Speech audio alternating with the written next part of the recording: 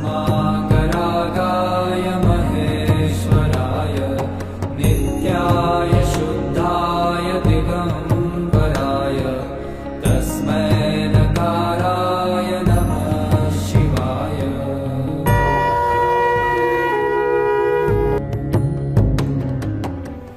छत्तीसगढ़ की सांस्कृतिक धरती पर बसे बाबा भोरम देव मंदिर को अब एक नया स्वरूप मिलने जा रहा है। सरकार की महत्वाकांक्षी योजना भोरम देव कॉरिडोर के माध्यम से ये प्राचीन मंदिर न केवल आस्था का केंद्र बनेगा, बल्कि एक आधुनिक पर्यटन स्थल के रूप में भी विकसित होगा।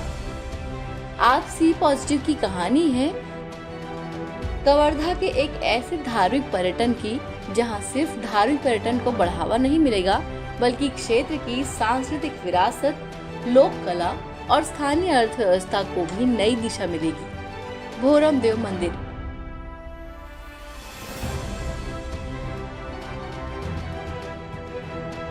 छत्तीसगढ़ का खजुराहो प्राकृतिक पहाड़ियों और हरियाली के बीच बसा हुआ है।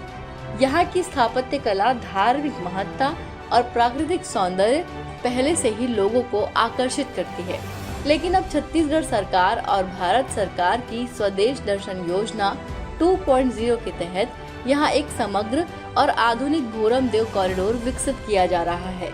इस परियोजना को 146 करोड़ रुपए की लागत से आकार दिया जाएगा, जिसमें मंदिर परिसर से लेकर आसपास के ऐतिहासिक स्थलों जैसे मड़वा महल, छेरकी महल, रामचुआ और सरोदा जलाशय तक का समग्र विकास शामिल होगा। भोरम देव कॉरिडोर में श्रद्धालुओं और पर्यटकों के लिए सुविधाओं का विस्तार किया जाएगा। मंदिर तक पहुंचने के लिए 6 भव्य प्रवेश द्वार बनाए जाएंगे, जिनमें नाग द्वार प्रमुख है।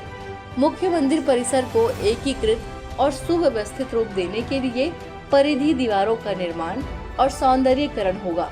श्रद्धालुओं की सुविधा के लिए सीढ़ियों और रैंप की व्यवस्था होगी, जिन पर छाया युक्त डोम बनाए जाएंगे, ताकि गर्मी या बारिश में भी दर्शन सुगम हो सके।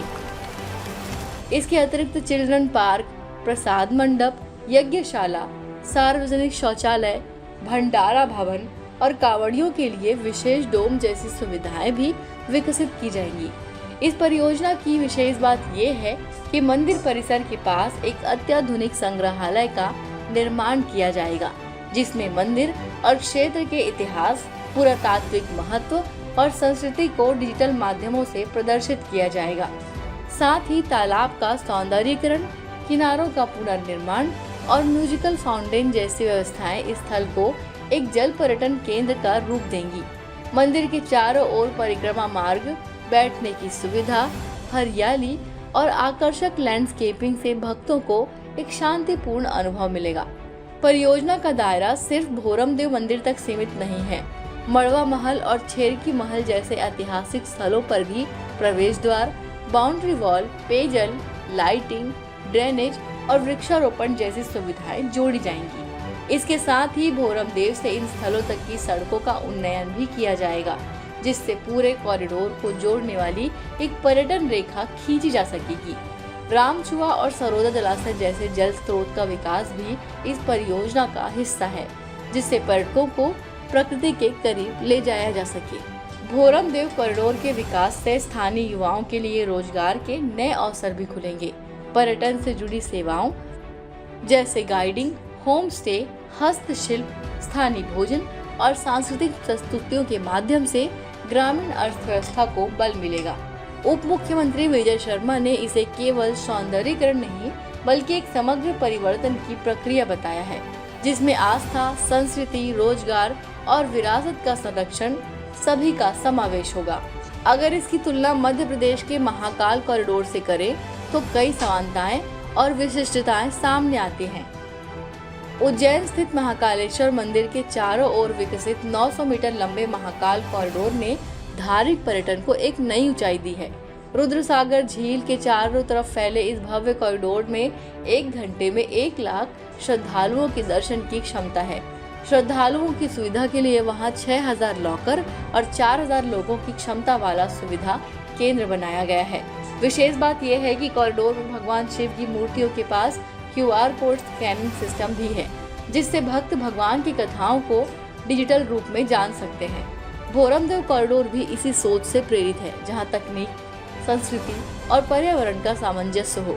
यह न केवल छत्तीसगढ़ को एक नई पहचान देगा, बल्कि यहाँ की प्राचीन धरोहरों को एक आधुनिक मंच भी देगा।